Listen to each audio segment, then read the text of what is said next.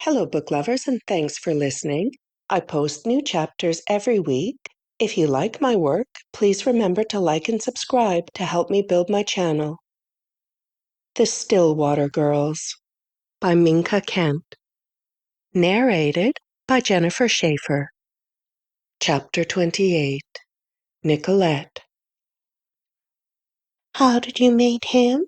Sage asks as she flips through a photo album and studies an image of my husband. Brant should be home any minute, and I can't stop looking at the clock.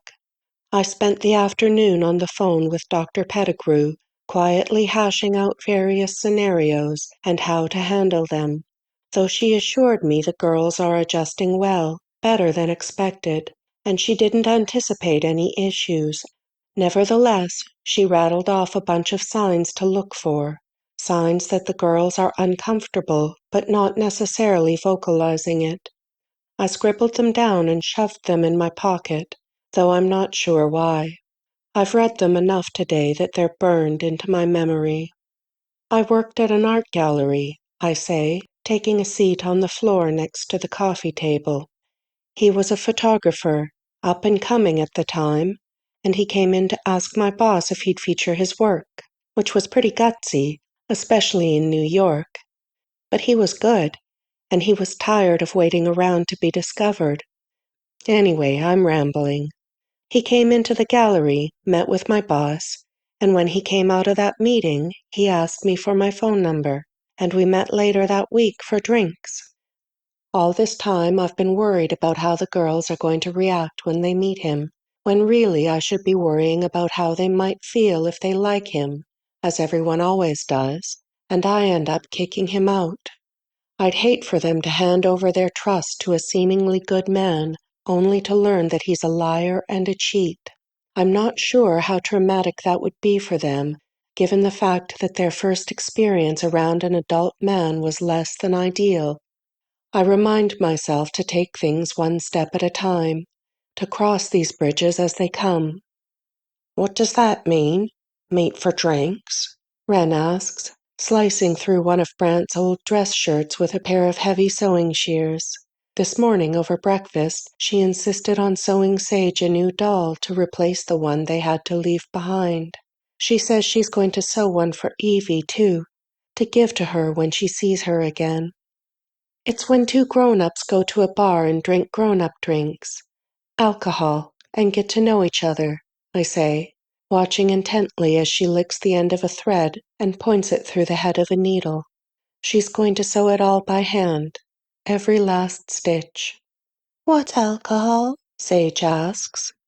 It's a drink that makes you feel funny, I say, drawing my knees against my chest as I settle in for girl talk.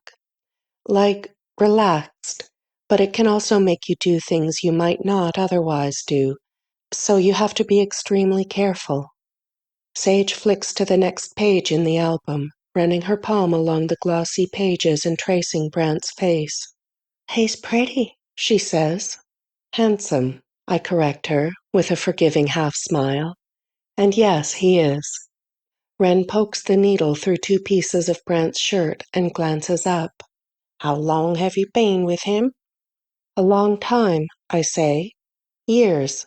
Married 10, together 13, something like that. Why don't you have kids? She asks. My response catches in my throat. No one's ever had to ask me that before, because everyone in my little circle has always known about my hysterectomy. We wanted to, I say, speaking slowly. About 10 years ago, I had a medical emergency. After that, I wasn't able to have children.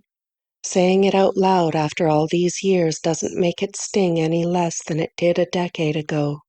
Anyway, I say, clapping my palms on my thighs and smiling through the tears that threaten to come. They say everything happens for a reason. Who says that? Sage asks. It's an expression, I say. Sage turns to a new page, feasting her dark eyes on a selfie of Brant and myself in front of the Pyramid of Giza several autumns ago.